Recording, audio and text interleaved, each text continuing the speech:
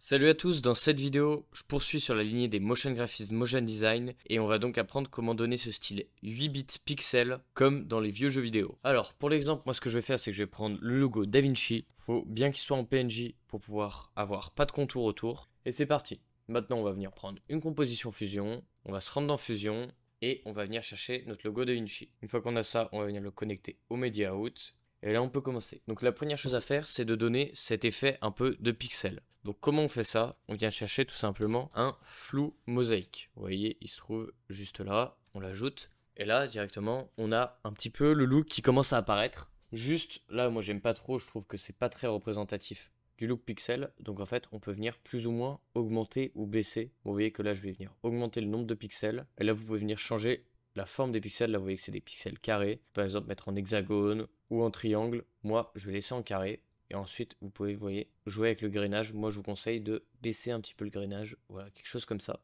Maintenant, on va venir chercher un effet qui n'est pas disponible quand on fait contrôle espace. Faut le savoir, dans DaVinci, quelquefois, il y a des effets que vous pouvez pas trouver comme ça. Il faut venir dans effet précisément, puis jouer un peu avec tout ce qu'il y a là. En l'occurrence, nous, notre effet, il se trouve dans template. Après, il se trouve dans fusion et il se trouve dans look. Oui, c'est le seul, il s'appelle posterize. Vous le prenez et vous venez l'ajouter ici. Posterize, ça sert à harmoniser les couleurs entre elles. Donc là, vous voyez que c'est un peu trop. Et en fait, si je viens jouer un peu avec le color mix et steps là ici, vous voyez qu'on commence vraiment à avoir un peu ce look comme les anciens jeux vidéo. Là, je vous conseille de ne pas en mettre beaucoup ici et d'après d'ajuster avec ça. Là, quelque chose comme ça me paraît pas mal. Et on passe de ça à ça. Vous pouvez vraiment jouer avec tous les paramètres. Et ensuite, ce qu'on va venir faire, c'est que vous voyez ici, le noir, il est très très marqué. On est même dans le négatif. Et donc, pour pas qu'il y ait ça, en fait, on va venir chercher à la suite un brightness contrast. On va venir cliquer sur noir, blanc, et on va venir activer l'alpha. Maintenant, on va venir augmenter un petit peu le gain, voilà, quelque chose comme ça. Et ensuite, on peut venir ajouter du glow. On vient ajouter du glow. À la suite de tout ça,